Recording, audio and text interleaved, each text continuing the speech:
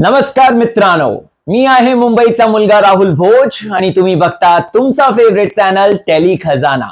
Channel का like करा, share करा आणि सब्सक्राइब करा। चला मित्रांनो, बिग बॉस मराठी सीजन 5 का ऑनेस्ट रिव्यू लेकर आया है राहुल भोज। तो दोस्तों, कौन है इस बार सीजन का डार्क हॉर्स जो कि हारते हुए नजर आ रहा था, लेकिन अब उस व्यक्ति ने अपना गेम ऐसा पलटा है। तो मुझे तो वो कहावत याद आ गई, ए भाई जज्बात बदल दिए, इमोशंस बदल दिए, सब चीज बदल दिया। एक्चुअल में उनको देखकर वैसे ही लग रहा है। इसके साथ साथ उनकी चालाकी के किस्से जो हैं वो दूसरी टीम वालों ने भी ऑब्जर्व कर लिए हैं और वो उन्हें निकालना चाहते हैं। कौन है वो? इसके साथ साथ बात करेंगे कि आखिरकार कैसे वैभव चव्हाण ने अपने आप को महाराष्ट्र की जनता के सामने गिरा दिया है। लिटरली उनको तो ऐसा लगता है कि अपने आप को नतमस्तक कर देना चाहिए अरबाज को। रीजन क्या है मैं इसके बारे में बताऊंगा, क्योंकि महाराष्ट्र की जनता जितना मैं जानता हूं वो लोग अपने ही ग्रुप या फिर अपने जिस तरीके से जो खेमा है उसके साथ गद्दारी बिल्कुल भी बर्दाश्त नहीं करते। इसके साथ साथ बात करेंगे निकी के नए शिकार की, जो कि बन गई है आर्या, और इनको लग रहा है कि अभिजीत जो है वो फुस है, लेकिन ऐसा लग रहा है कि अभिजीत काफी आगे जाएंगे। तो चलिए पूरे रिव्यू को डिस्कस करते हैं, उसके बारे में बात करते हैं। जय महाराष्ट्र। तो दोस्तों, सबसे पहली और मेजर इंपॉर्टेंट बात, आज के पूरे एपिसोड में इन लोगों ने जो टास्क खेला एक्चुअल में वो बहुत ज्यादा मजेदार था। मुझे बहुत ज्यादा अच्छा लगा, और स्पेशली जिस तरीके से, ठीक है देखो, निकी गेम खेलकर आई है, निकी को पता है कैसे क्या गेम शुरू होता है, और निकी जानवी के साथ मिलकर तुरंत जो है टास्क करना शुरू कर देती है अपना। लेकिन यहां पर बाकी और कंटेस्टेंट्स जो है रुक जाते हैं। मैं अगेन कहना चाहता हूं कि 1-0 से ये लोग जीत जाते, 5 ऑल या हो सकता था, या 4 ऑल हो सकता था, या 1-0 हो सकता था, कुछ भी हो सकता था।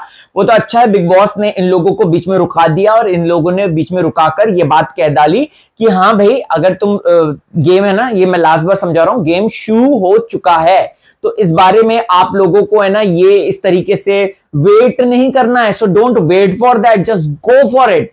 तो यहां पर जिस तरीके से लोग गेम खेलने लग गए बहुत सही था।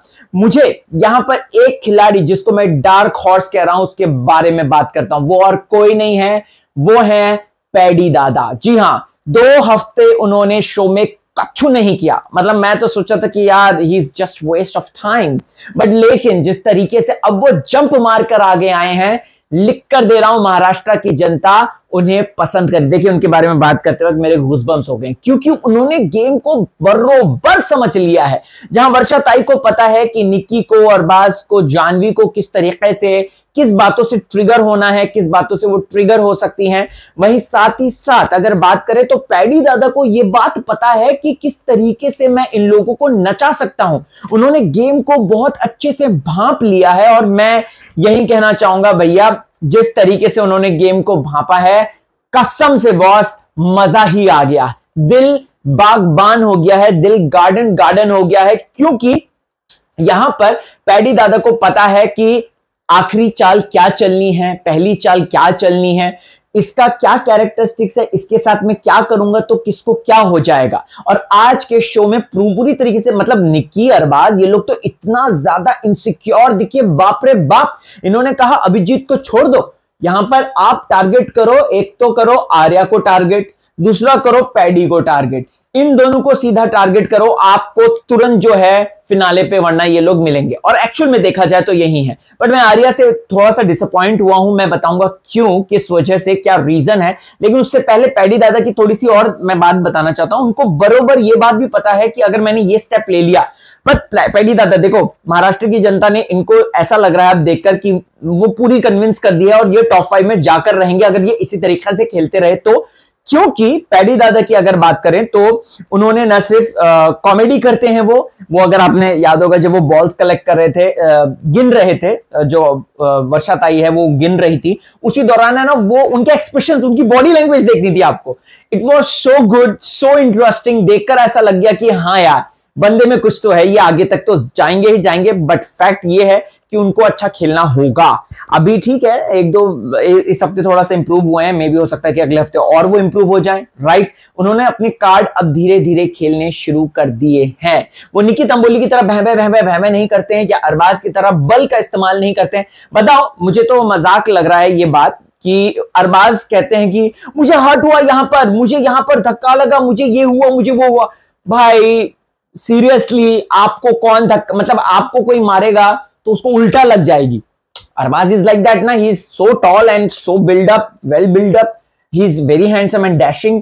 वहीं यहां पर वो कहता है कि मेरे को लग जाएगी, हाउ इट इज पॉसिबल, मुझे लगी, चोट लगी मुझे, how it is possible, until and unless Vaibhav Chavan जो है आपके ऊपर चार्ज करे। बट वैभव तो आपका भक्त है, वैभव को तो आपने अपना शागिर्द बना लिया। और जो रितेश देशमुख साहब ने बोला था अरबाज पार्ट 2, और आज के दिन वो यही चीज नजर आई। महाराष्ट्र की जनता को गद्दारी बिल्कुल भी पसंद नहीं है, चाहे वो कहीं भी किसी भी फील्ड में हो। Maharashtra people are very naive, right. एंड यहां पर जितना मैं लोगों को जानता हूं, जितना मेरी समझ है, जितना मैंने साइकोलॉजी पढ़ी है, इस कदर वैभव का जो ये एटीट्यूड था कि जो टास्क में उन्होंने जो है अरबाज की मदद करी और अपने ग्रुप में नहीं खेला, ये चीज महाराष्ट्र की जनता ना रजिस्टर करेगी। मैं आपको लिख कर दे रहा हूं। और वैभव टॉप 5 में मैं देखने लग गया था उनको कि हाँ यार ठीक चल रहे हैं, ठीक चल रहे हैं, चलो प्यार का साइड एंगल जो है इरीना के साथ शुरू भी कर दिया है, वो ठीक है चलो। लेकिन अरबाज के सामने ये जो नतमस्तक वो हो गए हैं, उनके पास इतना अच्छा चांस था, इतना अच्छा चांस था खेलने का कि भाई मैं जाता हूं सीधा और मैं ना अरबाज लोगों को सीधा टक्कर दूंगा। मैं वो सूरज लगाओ, सूरज जैसा, मतलब जो एकदम पतली सी कांठी है वो तक टक्कर दे रहा है। बट अरबाज भाई को यहां पर वैभव चव्हाण जो है पूरा नतमस्तक हो गए। वैभव ने कहा आ भैया तू ही है मेरा माई बाप, मैं तेरे को जिताऊंगा, तुमकी टीम को जिताऊंगा, अपनी टीम को हराऊंगा। और यही धोखाबाजी महाराष्ट्र की जनता को बिल्कुल भी पसंद नहीं है। वैभव के पास अच्छा मौका था शाइन करने का, वैभव का पास अच्छा मौका था अरबाज के खिलाफ एक तभी तो बिग बॉस ने उसको दूसरी टीम में रखा था। बिग बॉस ने किस लिए रखा था? क्योंकि ये लोग बैठ के प्लानिंग प्लॉटिंग कर रहे थे। ये लोग कर रहे थे कि हम इसको ऐसा उड़ाएंगे, अभिजीत आएगा तो इसको निखिल करेगा, तो ऐसे बिग बॉस ने यहाँ पे टीम डिस्ट्रीब्यूट कर दी, दोनों को अलग अलग टीम में रख दिया। अरे भाई समझो तो सही उसको कि क्यों अलग अलग किया। इट्स जस्ट बिकॉज, इसलिए नहीं, मैं चाहता हूं रितेश देशमुख साहब इस बात की इंपॉर्टेंस वैभव को दे। वैभव में पोटेंशियल है, मैंने आपको मतलब फर्स्ट वीक के एंड में ही बोल दिया था, वैभव हैज पोटेंशियल। बट यहां पर वैभव को अगेन अपने गेम को शार्पन करना पड़ेगा, otherwise he is not going to do anything. वो टॉप 5 में भी नहीं आ पाएंगे और वो पहले ही आउट हो जाएंगे। मैं ये बात अभी इस वक्त लिख कर दे रहा हूं। और रितेश देशमुख को उनको समझाना चाहिए कि महाराष्ट्र की जनता को गद्दारी बिल्कुल भी पसंद नहीं, चाहे वो अपनी टीम के साथ की गई हो या फिर किसी पर्टिकुलर व्यक्ति के साथ, राइट। तो यहां पर अगेन वैभव के लिए मैं इतना ही कहना चाहूंगा, उसको गेम की समझ होनी चाहिए। अब आर्या के लिए मैं क्यों नाराज हूं, क्यों मैं आर्या से एक्सपेक्ट करने लग गया था, लेकिन अभी आर्या एकदम से फुस नजर आ रही है। अगेन मैं कहना चाहूंगा, आर्या है ना, ऐसा देख के लग रहा है कि वो अपने शेल में खेल रही है। हालांकि वो निक्की से उलझ रही है, जानवी से उलझ रही है, खूब अच्छा कर रही है कोशिश, वैभव के साथ थोड़ा सा लव एंगल की भी कोशिश हुई थी, वो सारी चीजें। बट यहां पर जो आर्या मैडम है, उनको है ना खेल में ओपन होना चाहिए, अपने पत्ते पूरे फेंक देना चाहिए। ये तीसरा हफ्ता चल रहा है, right, she has to do it, otherwise वो आगे तक नहीं जा पाएगी। योगिता की तरह वो इविक्ट हो सकती हैं, या फिर योगिता, अंकिता, ये लोग धीरे धीरे गेम में आगे बढ़ रहे थे लेकिन अभी ओके लग रहे हैं। लेकिन आर्या में बहुत अच्छा कैलिबर है, पोटेंशियल, और वो उठकर आई है एकदम सीधा फर्स्ट हफ्ते के बाद तुरंत। निक्की का अगर कोई कंपटीशन दे सकता है तो वो है आर्या, जानवी को अगर कोई कंपटीशन दे सकता है तो वो है आर्या। बट आर्या को ये नहीं पता कि वो कंपटीशन एक्चुअल में दे सकती है या नहीं दे सकती। खैर कोई बात नहीं, हम तो यही कहेंगे कि आर्या पकन अप, थोड़ा अच्छा खेलो। मुझे है ना पैडी दादा का बरोबर सोच एक और मुझे याद आया, जब उन्होंने अपने आप को, क्योंकि 3 लोगों को निकालना था, अंकिता ने बोल दिया मैं तो कैप्टन बन गई, वर्षा ताई ने बोल दिया कि भैया संचालक, राइट, तो मेरा ऐसा कुछ है नहीं। मैं अब पैडी दादा के लिए कहता हूं, क्योंकि पैडी दादा को बरोबर पता है कि अभी अगर मैंने कैप्टनसी वाली इम्यूनिटी ले ली, राइट, इसका कोई फायदा नहीं है, क्योंकि बाद में गेम जो है वो जो ऐसे रायते की तरफ फैला है वो एकदम मेन स्ट्रीम हो जाएगा। कंटेस्टेंट बहुत स्ट्रॉन्ग आपस में आ जाएंगे, तो उसमें जो है, क्योंकि फैन फॉलोइंग का भी बहुत मेजर इंपॉर्टेंट रोल है। अरबाज की फैन फॉलोइंग है, अपनी निक्की की फैन फॉलोइंग है, जानवी का मुझे इतना नहीं पता, राइट, अभिजीत सावंत की है, सूरज की है। उस समय अगर पैडी दादा को बचना होगा तो उस वक्त अगर वो कैप्टन बनेंगे तो वो ज्यादा अच्छी और ज्यादा बड़ी बात होगी उनके लिए, और उनके खेल को वो आगे लेकर जा सकते, इसलिए उन्होंने बैकआउट कर लिया। और मैं अप्रिशिएट करता हूं उनकी इस सोच का। उन्होंने शायद, ये मुझे ऐसा लगता है कि इसी सोच पे उन्होंने जो है अपने आप का नाम बाहर किया होगा।